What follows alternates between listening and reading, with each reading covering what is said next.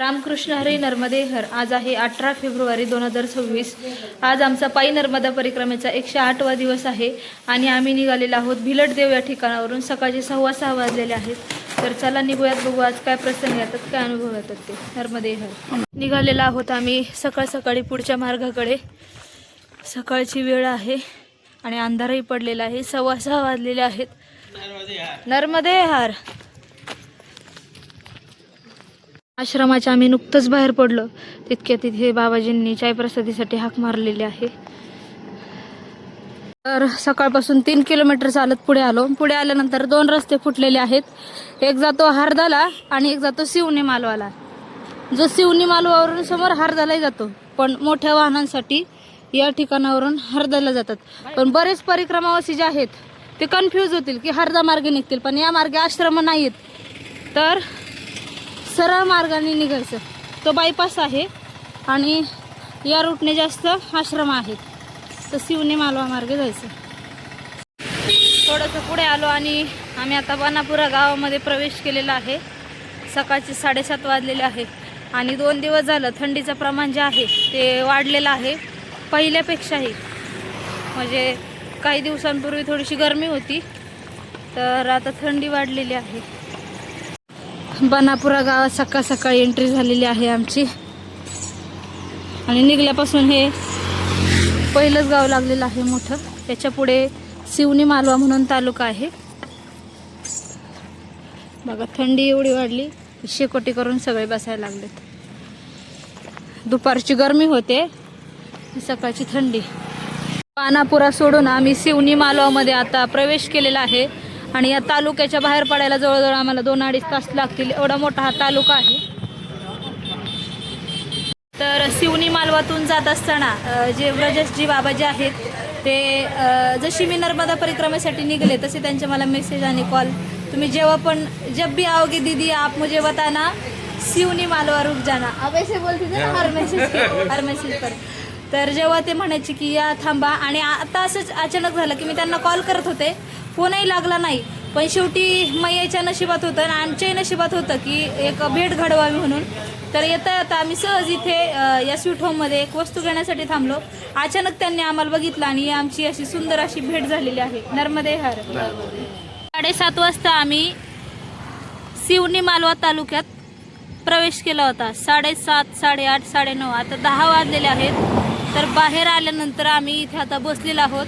तब्बल 2 ते 2.5 तास झाला आम्ही शिवणी मालवा तालुक्यामध्ये होतो. त्यानंतर एक बाबा जे आहे ते पाठीमागच्या वर्षी मला मेसेज करायचे आणि यावर्षी मेसेज करायचे, ताई तुम्ही कधी येणार आहात, तुमची गाठभेट होईल.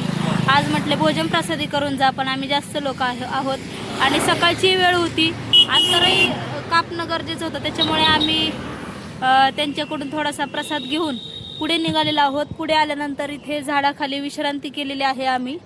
नर्मदे हराई. तर शिवणी मालवाच्या 4 ते 5 किलोमीटर पुढे आल्यानंतर भरलाईमध्ये गाव आहे. भरलाई गावाचं नाव आहे. या ठिकाणी नर्मदा कृपांकित अन्नक्षेत्र. या ठिकाणी नवनाथ महाराज जे आहे ते सेवा देतात, सीमा मैया आणि नवनाथ महाराज. तर आपण आतमध्ये आश्रमात जाणार आहोत आता.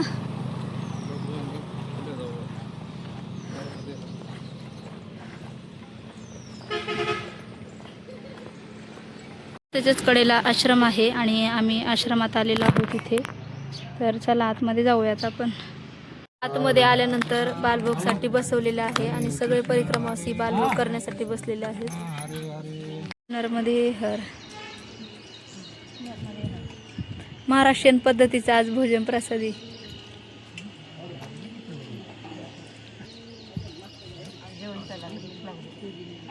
भूक लागली, भाकर आणि मिरची खायला भेटली आज. ठ्याचा. राघव नर्मदा परिक्रमा आयोजित नर्मदा कृपांकित अन्नक्षेत्र सेवा जे नवनाथ महाराज आहेर आणि सीमा मैया आहेर यांच्या मार्गदर्शनाखाली भरलाई या ठिकाणी हे अन्नक्षेत्र जे आहे गेली अनेक वर्ष जे आहे त्यांच्या योगदानातून परिक्रमावासियांना भोजन प्रसादीची सेवा महाराष्ट्रीयन पद्धतीची भेटत गेलेली आहे.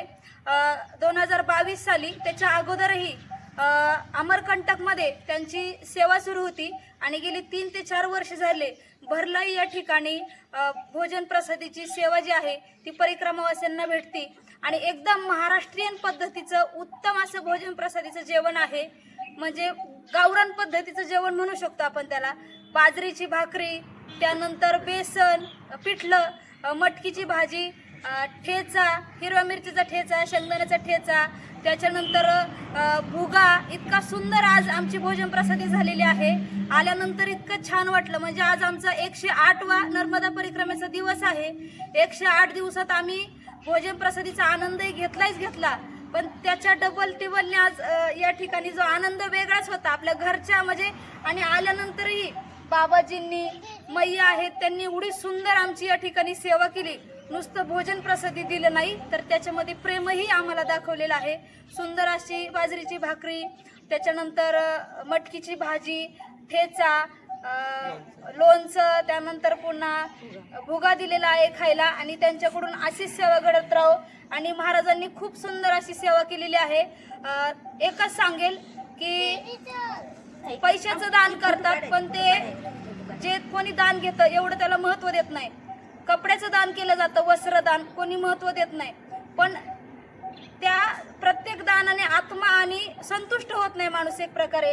पण आज या ठिकाणी नवनाथ महाराज आणि सीमा मैया हे जे सुंदर असं कार्य करत आहेत की त्यांनी एक प्रकारचं अन्नदान करत आहेत. आणि त्या अन्नदानाने हा भुकेलेला हा परिक्रमावासी आहे, आत्माही पोट तर तृप्त होतच, पण आत्माही तितका संतुष्ट होतो. नर्मदा मैयाकडं आणि पंढरीश भगवान पांडुरंग परमात्म्याकडे एकच विनंती करेल की त्यांच्याकडून अशीच सेवा घडत राहो. हीच नर्मदा मैयाच्या चरणी प्रार्थना. रामकृष्ण हरी. नर्मदे हर. हरी नर्मदे हर. आज नर्मदा पायी परिक्रमा करत असताना आमचा आज 108वा दिवस आहे आणि आज या ठिकाणी आम्ही परिक्रमा करत असताना बाबाजी भेटले. राघव नर्मदा परिक्रमा आणि नर्मदा कृपांकित नवनाथ महाराज आहेर आणि सीमाताई आहेर, आमचे गुरुवर्य आणि त्यांचे गुरुवर्य डॉक्टर विकासानंद महाराज यांच्या प्रेरणेने त्यांनी हा सुंदर असा आश्रम चालू केलेला आहे. आणि या आश्रमामध्ये जो कोणी येतो तो तृप्तच होऊन जातो. अशी व्यवस्था नर्मदा माईच्या कृपेने आणि कृष्ण कृपांकित मिसाळ महाराज यांच्या कृपेने त्यांच्याकडून घडून येत आहे. आणि अशीच कृपा त्यांच्यावर राहो आणि अशीच सेवा त्यांच्याकडून जन्मोजन्मी घडो ही महागणपती चरणी आणि मैयाच्या चरणी प्रार्थना.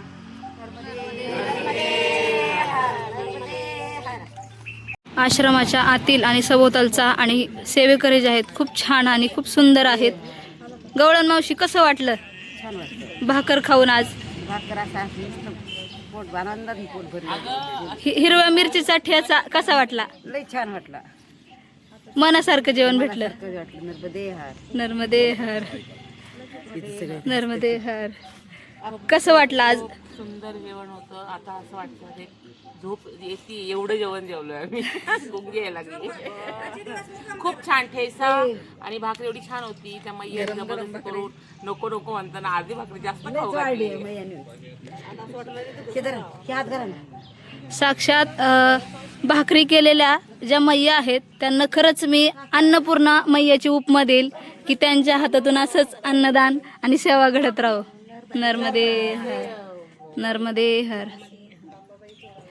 आणि आपल्या समवेत बाबाजी पण आहेत. खूप छान प्रेमळ स्वभाव आहे त्यांचा. आलेल्या येऊन आम्हाला अर्धा तासच झालं, पण इतकं ओळख नाही पाळख नाही, पण आल्यानंतर एक आपल्या घरचं किंवा गावचं माणूस आल्यासारखं चेहऱ्यावरती एकदम प्रसन्नता, प्रेम. किती खा तुम्ही, चटणी किती आणून द्या.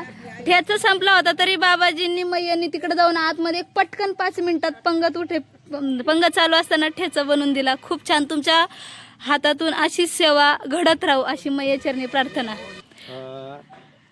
मी आश्रमच्या पुढे उभा असताना आपल्या इथून रोडवरून जे सेवेकरी चालले होते आपले महाराष्ट्राचे, तर मला एकदम आनंद झाला आणि त्यांना म्हणलो मैया बालभोग घेऊन जा. मग ते सगळेजण वळाले. त्याच्यानंतर मग आम्ही एक 5 ते 10 मिनटामध्ये जेवण तयार केलं आणि त्यांना जेवण दिलं. ते इतके खुश झाले. तर एक रामकृष्ण. रामकृष्णारी. आणि बाबाजींचं एक दुसरं वैशिष्ट्य म्हणजे बाबाजी पंढरपूरलाही सेवेसाठी असतात. नर्मदे हर. नर्मदे. आमच्या शिल्पा मावशी म्हणत असतात, मी एक त्यांच्या मुखातून एक वाक्य ऐकलं होतं परिक्रमामध्ये, की भगवंताजवळ जाण्यासाठी जवळची जर कोणती पायरी असेल तर ती सेवा आहे. नर्मदे हर. भोजन प्रसिद्धी झालेली आहे आणि आम्ही निघालेलो आहोत पुढच्या मार्गाकडे. सुंदर असं आज महाराष्ट्रीयन पद्धतीचं भोजन प्रसादीचं जेवण जे आहे ते झालेलं आहे आणि समोर चालायला निघलो. आणि त्यातली त्यात असं आहे, हार्द्याचं ऊन म्हटलं की खूप जास्त डेंजर असतं, पण आज पोटभरही जेवण झालेलं आहे. निसर्गही तेवढा छान साथ देतोय, गरमी नाही देते, थंड अशी हवा येत आहे. तर असं वाटतं इथंच असं लावून झोपून जावं, पण मात्र पुढचा जो रस्ता आहे, पुढचं जे मुक्कामाचं गाव आहे ते आमची वाट बघत आहे. तिथपर्यंत जाऊन त्यांना भेट देणं खूप गरजेचं आहे. त्याच्यामुळे हळूहळू कासवाच्या गतीने का होईना आम्ही निघालेलो आहोत पुढे जाण्यासाठी. नर्मदे हर.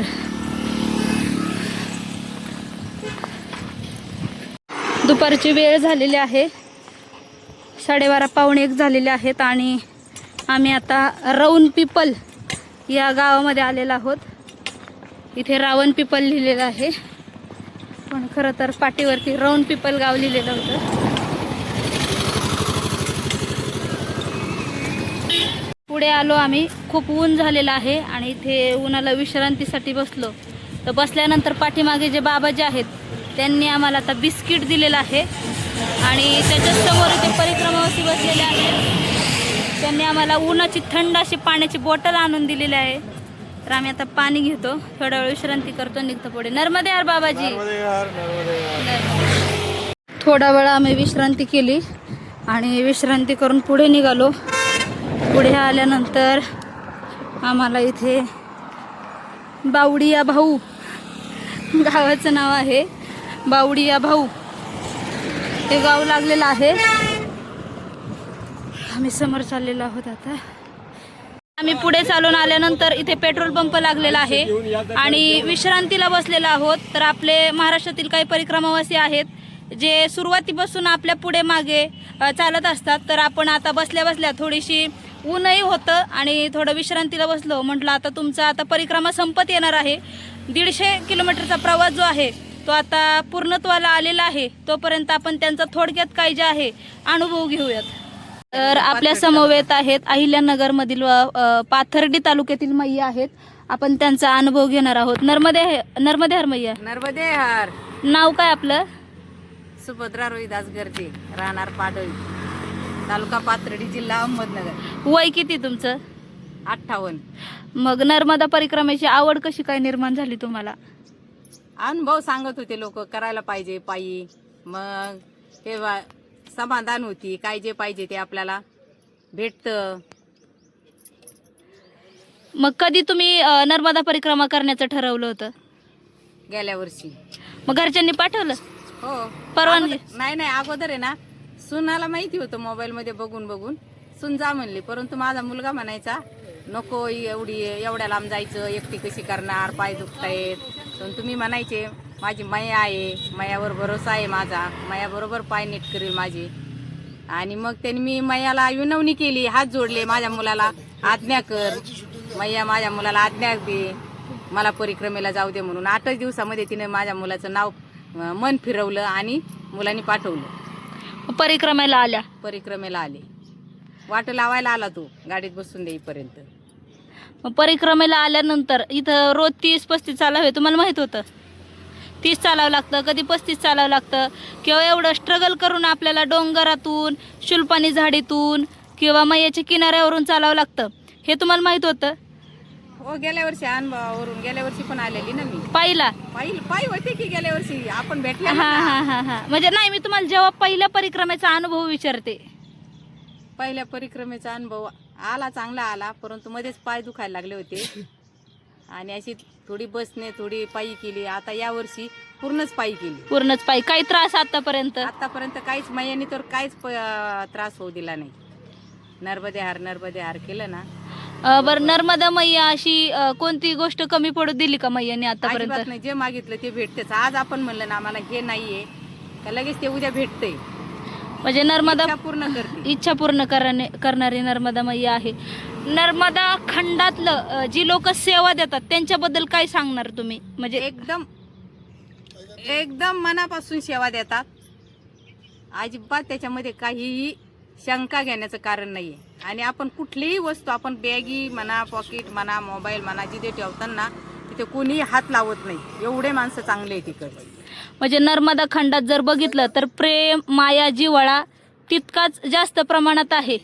हो. आणि नर्मदा खंडाचं असं एक वैशिष्ट्य आहे की कुत्रा असू द्या, दारुडा असू द्या, कोणताही व्यक्ती असू द्या, किती क्रूर व्यक्ती असू द्या, नर्मदा हार म्हणलं की शांतच होतो. शांत होतो. आणि नर्मदा मैया असा आहे की नर्मदा मैयाच्या नामात एवढी ताकद आहे की नर्मदा मैया जे आहे, किती माणूस वाईट दृष्टीचा असू द्या पण आपल्या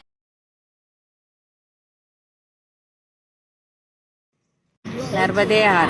नर्मदे हर असा अनुभव सांगाल का एखादा मला नर्मदा परिक्रमेतला, जो तुम्हाला पहिल्या परिक्रमेत आलाय किंवा आत्ताच्या परिक्रमेत आलाय? काय सांगू त्या अनुभवात? तुमची इच्छा पूर्ण झाली किंवा तुम्हाला असा एखादा वाईट प्रसंग आलाय किंवा चांगला प्रसंग आलाय, असं कोणती सांगा. वाईट तर अजून काही प्रसंगच नाही आला. म्हणजे असं कधी एकटं पडल्या किंवा त्रास झाला, शारीरिक म्हणा, मानसिक म्हणा? काहीच नाही. असं थोडं जरी मागं पडलं आपलं नर्मदे हार करत पळतो आपण. दमगड तर एवढा अवघड आहे चढायला. मांडवगड. हा, तरी पण घेऊन जाते वेळेतच ताकद देते तेवढी. तिच्यामध्ये ताकदच तेवढी आहे मैयामध्ये. माझी मैया मनापासून सर्वावरती प्रेम करते, माया बरोबर. देते. आणि नर्मदा परिक्रमा जे कोणी करायला येणार आहेत त्यांना तुम्ही एक काय संदेश द्याल किंवा नर्मदा परिक्रमा केल्यानंतर काय परिवर्तन घडतं माणसामध्ये? माणसामध्ये म्हणजे जो अहंकारपणा, मीपणा असतो तो एकदम शांत होतो. आणि तो शांत झाल्याशिवाय परिक्रमा होतच नाही. तो शांतच व्हायला पाहिजे. परिक्रमा करणं म्हणजे मीपणा, अहंकारपणा हा सर्व सोडून देण्यासाठीच परिक्रमा आहे. एका शेवटचा प्रश्न, नर्मदा परिक्रमा करावी पण ती का करावी? त्याचं उत्तर? का करावे? परिवर्तन घडवण्यासाठी परिक्रमा ही केलीच पाहिजे. म्हणजे माणसात शांत राहण्यासाठी, कोणाचं वाईट होऊ नये हे आपण सर्व सोडूनच कुणावरती प्रेम करणं हेच परिक्रमा शिकवते. नर्मदे हर. नर्मदे हर. नर्मदे हर मैया. आपण मागच्या मैयांचा अनुभव जो आहे तो आपण ऐकलेला आहे.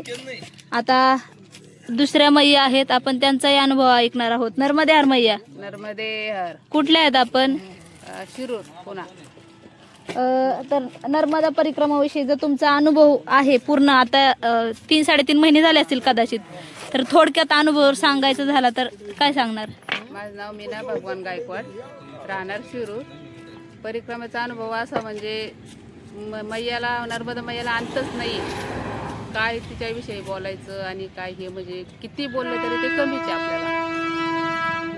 नाहीच सांगता येत तिच्याविषयी.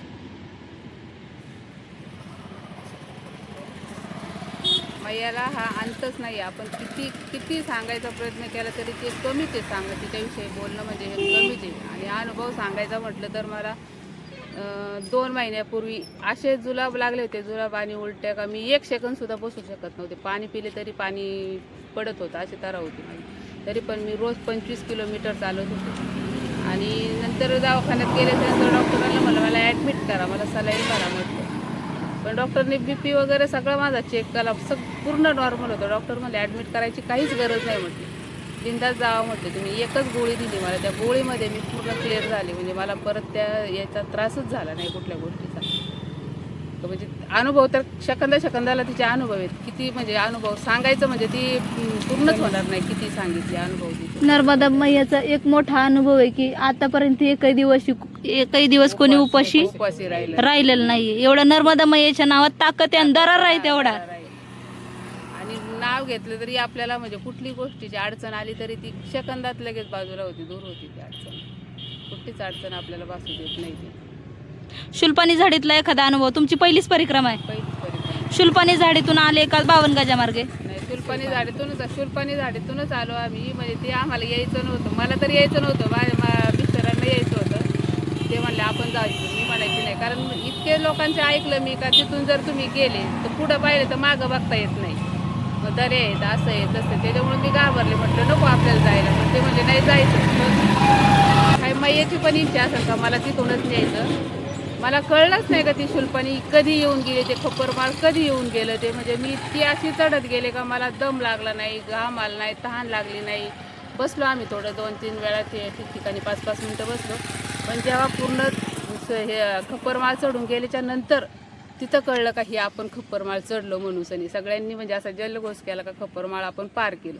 तिथून पुढं मला कळलं का हा खरंच हे खप्परमाळ होतं. पण तोपर्यंत मला काहीच नाही. मी इतकी घाबरत होते का मी यांना म्हणायची का नाही आपल्याला जायचंच नाही, आपण त्या रोडनी जाऊ. आता किती दिवस झाले तुम्हाला परिक्रमाला? आता मी 4 नोव्हेंबरला घेतली होती. मग तुम्हाला आता 4 नोव्हेंबरला 4 महिने होते. 107 दिवस झाले. 107 दिवस.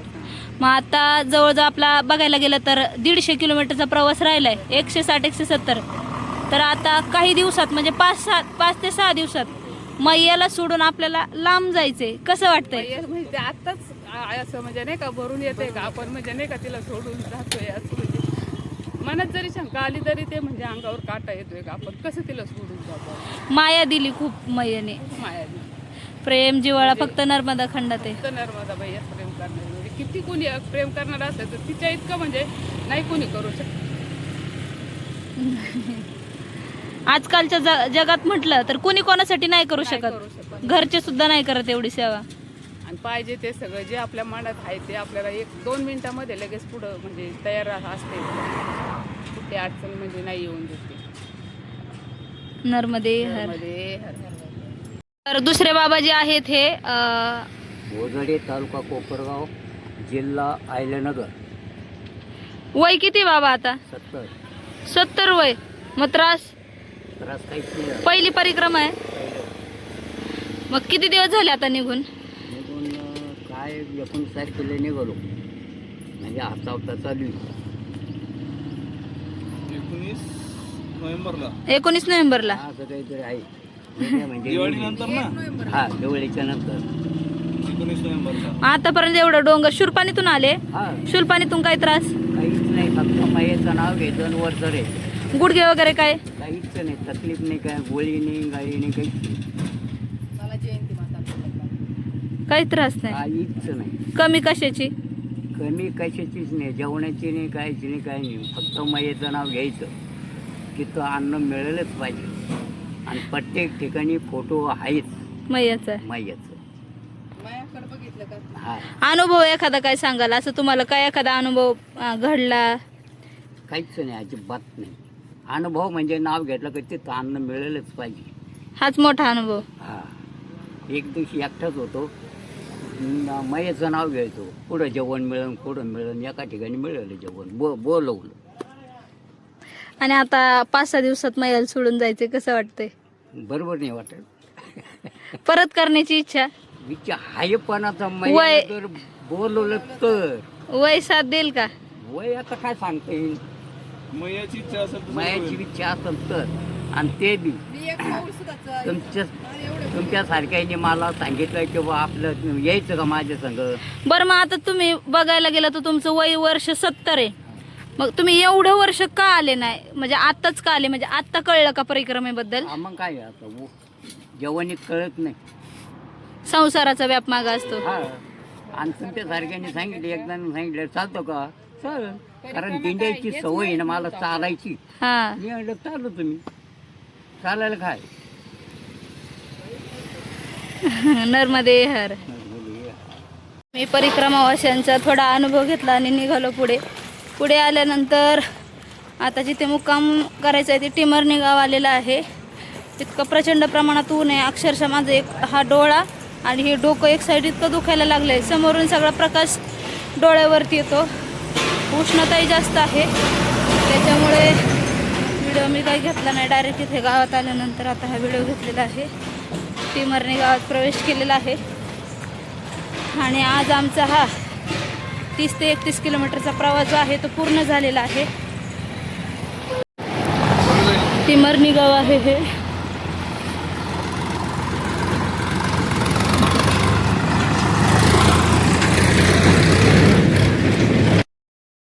इथे आश्रमात आलेलो आहोत आणि आश्रमात आल्यानंतर सेवा द्यायला गृहस्थी आहेत, तर